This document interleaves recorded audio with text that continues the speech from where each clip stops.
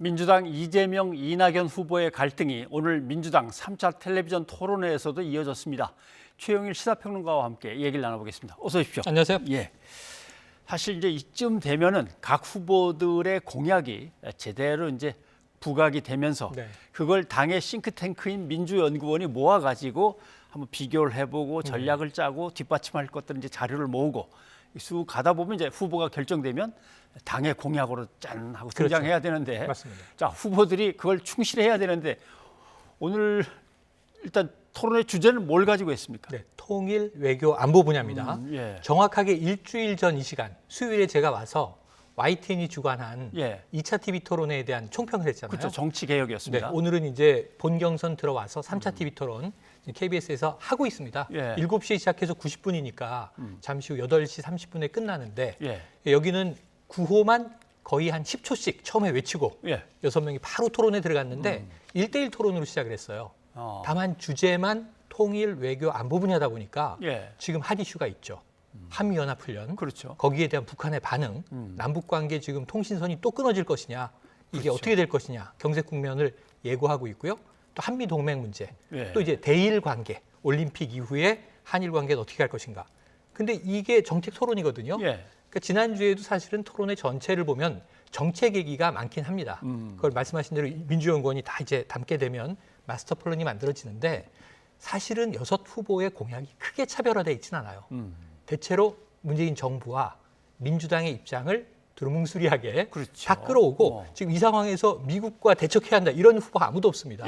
한미동맹의 굳건한 기반 위에 그리고 정부의 결정은 한미연합훈련 다 잘했다는 거예요. 대동소이한데 문제는 이런 게 나옵니다. 이낙연 후보가 과거에 이재명 후보가 사드 배치에 대한 입장이 바뀌었다. 처음에는 정부 입장 존중하고 이제 이 미국의 이 한미 동맹이 기반이 돼야 한다 했다가 또 이 주민들의 반대라든가 반대론이 높았죠. 그때는 또 사드 반대라는 입장을 밝혔다. 이게 좀 어찌 보면 일관성이 없는 거 아니냐 하는 또 결국은 통일 외교 안보 정책 영역 내에서 과거의 말바꾸기로 문제 제기를 하는 거죠. 여기에 대해서 맥락이 다르다, 잘못 알고 있다, 그것은 진실이 아니다. 이런 공방이 또 현재 오가고 있습니다. 오늘도 서로를 견제하는 신경전이 어느 수위까지 갈 건가가 이제 관심인데 어떻게 전망하시기에 그냥 저렇게 무사히 정책이 잘 나오면서 끝나겠습니까? 오늘 뭐 얼굴 붉히진 않을 것 같습니다. 대체로 또 통일 외교 안보는 아까 말씀드린 대로 정책 기조는 비슷하고요. 약간 좀 선명한 입장, 그러면 이제 김두관 후보나 추미애 후보 정도고요. 또 박용진 후보 입장에서도 안보 문제는 상당히 좀 보수적인 접근이에요. 이 안보에 유능한 진보가 되어야 집권이 가능하다. 그래서 이 부분에서는 큰 차별화는 없이 오히려 이제 한미 동맹 문제, 대일 문제, 특히 일본 문제에 대해서는 이낙연 후보는 의원 시절부터 또 일본 통으로 알려진 분이잖아요.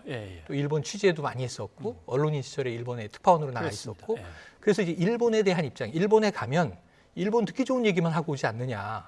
우리나라의 주체적인 입장을 일본에 전달한 적이 있느냐 하는 또 비판이 있었고요. 이낙연 후보는 무슨 얘기를 하냐면 일본 외신을 보면 일본의 관점으로만 보도를 한다. 국내 보도를 중점적으로 좀 파악을 해달라. 이런 주문을 하기도 했고요. 그래서 어찌 보면 정치 연륜이 깊은 분들이 과거에 이제 통일 외교 안보 문제에 대해서 입장 변화가 있었던 것들을 서로 상당히 공부해 온 것 같아요. 이게 쟁점인데 그럼에도 불구하고 오늘의 주제 내에서 임팩트 있게 이제 국민들이 좀 저런 일이 있었나? 저 후보를 좀 신뢰하기 어렵겠는데 임팩트 있는 얘기가 나오기는 좀 어려워 보입니다. 그런데 지금 통일 외교 안보 그 안에서만 좀 얘기를 해 주십시오라고 이제 후보들을 묶어놨으니까 그런데 토론장 밖에서의 벌어지는 싸움은 그거하고는 좀 다릅니다. 맞습니다. 지금 경선을 치르고 있는데 경선 결과에 따라서 불복하겠다는 거냐 이 주제를 놓고 이제 싸우는데 특히 추미애 전 장관하고 김두관 의원은 상당히 저 이낙연 후보 캠프 쪽을 비난했는데 그 장 한번 들어보시죠. 좋습니다. 그 지사직 사태 문제 가지고 내가 집을 신경전을 벌인다는 자체가 집권당으로서는 너무 참 쪼단하다, 어처구니 없다 하는 겁니다. 당대표 물러나셨으면 개혁 입법 발의한다든가 뭐 해야죠.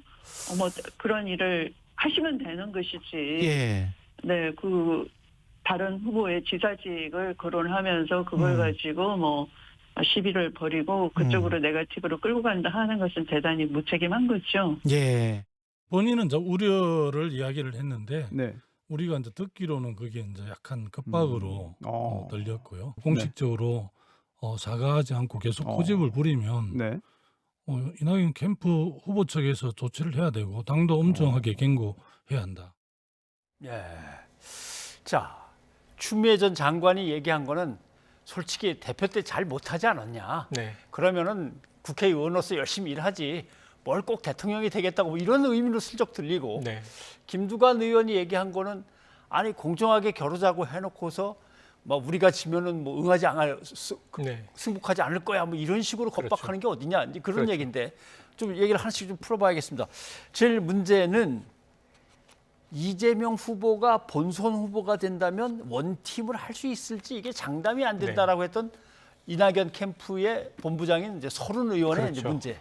예, 요 발언의 문제죠. 네. 서른 본인은 의원 해명을 하긴 하는데. 그러니까 서른 의원에게 직접 물어보면 예. 원팀이 왜 안 되겠느냐? 된다. 아, 그럼. 우리는 이게 네거티브 아니고 검증이다. 그리고 우려를 표명한 거다. 하는데. 근데 이제 이낙연 후보 측은 우려라고 하지만 김두관 후보의 해석처럼 예, 사실은 저 정도면 경선 불복 겁박 아닌가 겁박. 하는 이야기도 꽤 나오고 있어요. 예. 근데 지난주로 돌아가면 경선 불복 얘기는 없었습니다만 오히려 예비 경선 때는 뭐 경선 연기론 이건 지나간 얘기가 됐고요. 예, 근데 추미애 후보가 이낙연 후보에게 이 질문한 것에 단초가 있죠. 뭐냐면 이낙연 후보 지지자 중에 상당수가 민주당 본선 주자가 이재명 후보가 본선 주자가 된다면 예. 차라리 윤석열을 지지하겠다는 그룹이 있다. 이상하지 않느냐? 깜짝 놀랐다. 예. 이렇게 비판을 하니까 그게 32%라고 이제 나중에 또 얘기를 이낙연 하죠. 후보 쪽은 그것은 윤석열 후보를 지지하는 중도층이 예. 나를 지지하러 온 거니까 당에 도움이 되는 거 아니냐라고 역해석을 했어요. 근데 문제는 여기서 더 나가서 지금 서른 위원장이 한 말은 사실 본인의 이야기가 아니라 이런 이야기도 있다. 그러니까 사실은 카더라 통신인데 예. 그것을 너무 직설적으로 해서 그 욕설 녹취를 들어보면 대통령으로 지지하기 어렵다는 사람이 많다.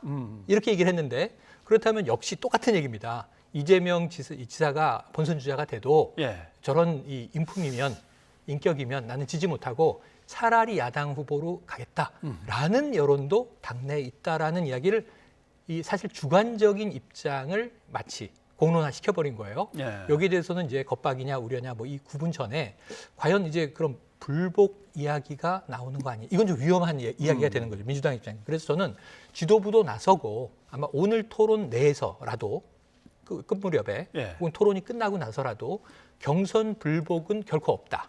아까 이제 김두관 후보와 나머지가 이야기하는 것처럼 누가 본선 주자가 되더라도 승복하고 예. 자신의 지지자를 여전히 민주당을 지지하도록 독려하고 승복시키는 그러한 워딩을 해야 된다라는 이야기가 메시지가 나올 것 같아요. 예. 근데 거기에 이제 6명의 후보 캠프가 어떻게 응할 것이냐 아니냐에 따라서 묘한 감정의 골이 자, 깊어질 것 같습니다.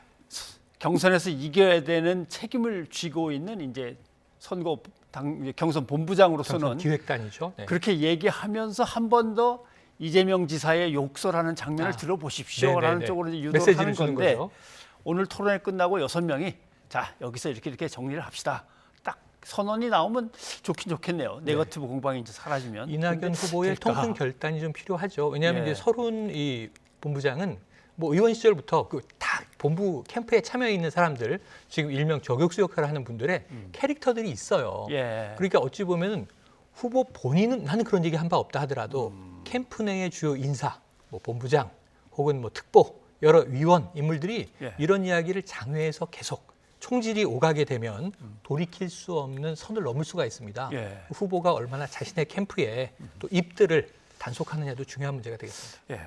이럴 때 이제 원팀 선언을 다시 한번 합시다 이렇게 하면 되는데 또 추미애 전 장관은 쪼잔하고 어처구니 없게 이렇게 얘기를 해버렸단 말이죠. 맞습니다. 자, 그럼 또 어떻게 풀어나갈지는 뭐 지켜보죠. 네. 좋습니다.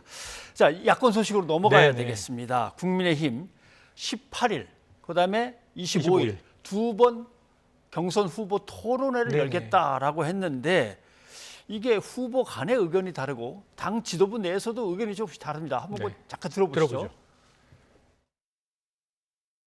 경선준비위원회는 당원에 있는 조직도 아니에요. 경선준비위원회라고 여기서 모여가지고 여기서 컷오프를 몇 명을 하니 아니면 뭐 뮤직비디오를 찍느니 아니면 뭐 서로 뭐 리얼리티 프로그램을 하니 이런 식으로 홍보 기획 안에 대한 이 내용을 경준이가 일일이 지금 확정된 것처럼 앞질러 가는 것도 월권일 뿐만 아니라 예. 문제는 이 아이디어들의 상당 부분이 이준석 대표 자신으로부터 나오고 있다는 데서 심각한 문제가 있다고 생각합니다. 자, 최고위원회가 있는 거고 네. 거기서 경선준비위원회한테 경선을 갖다가 치러라 예, 라고 위임을 했고. 위임을 해버렸습니다. 네, 네. 그럼 경선준비위원회는 뭐든지 다 할 수 있는 거냐? 할 수 있다 당연히. 다 위임받지 않았냐? 그렇죠. 누가 그런 것까지 하라 그랬냐? 지금 이렇게 그렇죠. 되는 것 같아요. 당헌 당규에 없는 조직이다. 지금 원희룡 후보 얘기는 그거고요. 그러니까 이제 더 거슬러 올라가 보면 가장 처음이 민주당이 이제 토론회를 하던 TV 토론회를 하던 그날 예. 지금 야당이 국민의힘은 자원봉사를 했어요. 그렇죠. 우리는 좀 다르게 접근하겠다. 예. 근데 이게 이준석 대표는 내 기획이 아니라 경준이의 기획이다. 나도 초청받아서 그 자리에 간 입장이다. 근데 문제는 윤석열 캠프 쪽에서는 이준석 대표가 너무 월권하는 거 아니냐. 후보들을 모으고 오라가라 한다. 모아라, 불러라 이렇게. 그리고 이제 입당한 지 며칠 안 됐는데 나의 일정이 있는데 당의 일정에 너무 복속시키려고 강압을 한다. 이런 예. 얘기들이 나온 거예요. 그런데 그 다음도 문제입니다. 그러면 이제 후보 회의도 있고 여기도 불참했고 연 3회 불참을 했죠. 처음에 최재형 후보도 그렇고 윤석열 후보도 그렇고. 그런데 모이긴 모여야 될 거 아니에요. 안 모일 수는 없을 거 아니에요. 네. 물론 이제 9월이 돼서 버스가 문 닫고 출발하고 예. 이제 프로그램이 진행이 되면 당연히 공식적인 토론도 있을 것이고 이제 이 일정에 따라서 가는 것들이 있는데 지금 원희룡 후보 얘기를 들어보면 좀 약간 걱정이 되는 대목이 첫째, 당 대표나 최고위원회나 경준이나 누가 어떤 결정을 하더라도 지금 경선 룰 얘기를 하고 있어요. 예. 컷오프 얘기도 지금 언급을 했거든요. 지금 예정은 2번 컷오프를 한다. 처음에 국민 여론조사 100%로 8명으로 줄인다. 두 번째로는 여기에 당원들의 30% 의견을 넣어서 예. 말하자면 민심 70, 당심 30으로 4명으로 컷오프를 한다.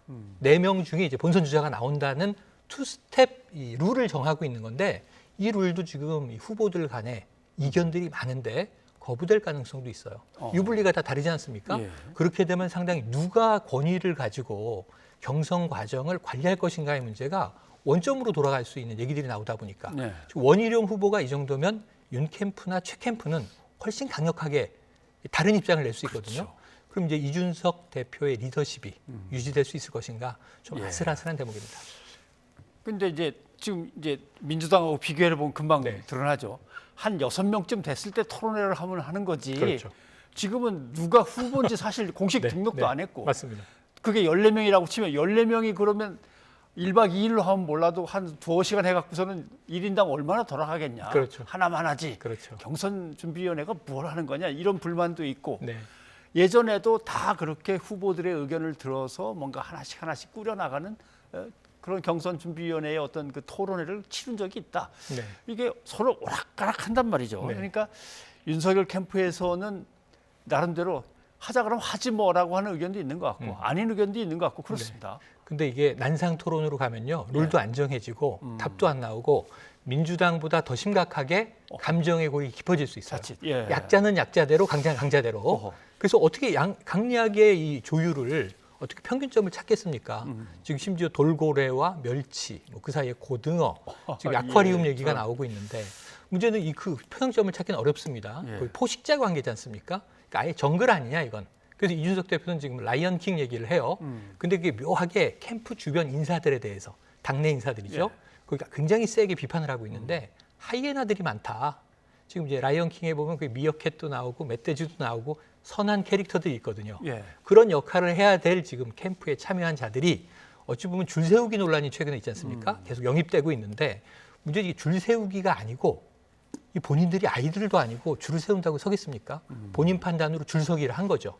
그럼 왜 윤 캠프에 들어갔을까? 왜 최 캠프에 들어갔을까? 내가 지지하는 인물이 대권을 잡아야 나에게 이익이 돌아오는 거예요. 아, 예. 그러니까 오히려 이들의 입장이야말로 내가 지금 선택한 후보가 본선 주자가 되고 내년 3월에 대통령이 되지 않으면 나는 잘못된 선택을 하고 있는 거죠. 그렇죠. 그러니까 이것 때문에 물러날 수 없는 이권 관계가 당내에서 물고 물려서 결국은 지금 어디로 그게 모이냐면 이준석 대표를 흔들어야 되는. 예. 왜냐하면 경선으로 유리하게 끌어와야 되기 때문에. 그래서 이준석 대표가 좀 이제 난감한 상황이긴 하고요. 경선 룰을 합의시켜낸다면 이 젊은 이준석 리더십이 한 번 더 통하는 것이고 그렇지 않다면 이 당당히 이 당대표의 권위가 흔들릴 가능성이 높습니다. 이제 후보 입장에서는 나 못해라고 얘기하면 이게 또 흠결이 되니까 네. 뭐 하라면 얼마든지 하지 내가 못할 게 뭐가 있어. 그렇죠. 이제 이렇게 나가야 되는데 네. 그렇게 따지면 윤석열 전 총장은 하라 그러면 참여는 하겠죠. 입장은 한다는 입장이 한다는 입장. YTN 토론에서도요. 예. 당 캠프 인사가 나와서 윤석열 캠프 입장은 참석하는 것이다 라고 이야기를 했는데 또 다른 이야기도 보도되고 있어요. 불만이 많다. 문제 제기를 하고 있다. 왜냐하면 네. 언뜻 봐도 홍준표, 그다음에 유승민, 원희룡 오랫동안 준비한 사람들인데 네, 네. 최재형, 윤석열 두 네. 사람을 딱 놓고 마구 물어 제끼면 네. 사실은 공부할 시간이 모자랐기 때문에 그렇죠. 좀 당황스러울 수도 있는데 네. 두 사람을 놓고 괴롭히는 거 아니냐 이렇게 나올 수는 있어요. 그러니까 지금 당 캠프에 참여한 인사들은 예. 서로 다르다. 말씀하신 대로 지금 관록 있는 정치인들은 통일 외교 문제 즉시 물어보면 즉문즉답할 수 그렇죠. 있는 예. 수준이죠. 경제 문제도 막 술술 꺼낼 수 있는데 윤석열 후보와 최재형 후보는 시간이 필요한 걸 우리가 봐서 알고 있죠. 예, 말실수 논란도 그렇고 최재형 후보는 아예 대놓고 준비되지 않았다. 이렇게 이제 대권 도전하는 날 선언을 해버렸어요. 시간이 필요한데 문제는 그 시간 언제까지 필요하냐 이것도 문제입니다. 9월이면 시작되는데 지금 8월 18일 한번 모여봅시다. 상견례일 수 있어요. 예. 8월 25일에 한 번 더 모여서 뭐 룰과 우리 당의 비전에 대해서 한번 의견들을 하나씩 던져봅시다. 약식 토론일 수 있어요. 9월에는 토론해야 됩니다. 토론을 피할 수는 없어요. 네. 그리고 이제 본선에 올라가면 지금 6명 현재 토론하고 있는 민주당 후보 중에 누군가와 맞서서 토론을 해서 말과 정책과 비전과 컨텐츠로 제압을 해야 돼요. 네. 근데 지금 7개월 남았는데 7개월 안 남았습니다. 지금 준비 안 됐다고 하면 6개월 남으면 준비되겠느냐고요. 11월 수능 때가 되면 준비되겠습니까? 벼락치기로 안 되는 일이죠. 그래서 네. 이 부분은 이 윤 후보와 최 후보가 회피한다고 될 일은 아니다. 네. 시간을 번다고 해도 한 달 이상 벌기는 어렵다. 네. 결국은 나서야 된다면 처음엔 좀 이제 준비가 덜 되면 덜 된 대로 네. 자꾸 결국 스파링을 해야 되는 게 아닐까요? 일단 최재형, 그다음에 윤석열 두 예비 후보의 네. 캠프에서 본인들은 아무튼 어떻게든 한다라는 입장을 내놓긴 했습니다. 네. 어떻게 진행되는지 좀 지켜봐야겠군요. 예, 최영일 평론가 고맙습니다. 오늘 여기까지 듣겠습니다. 고맙습니다.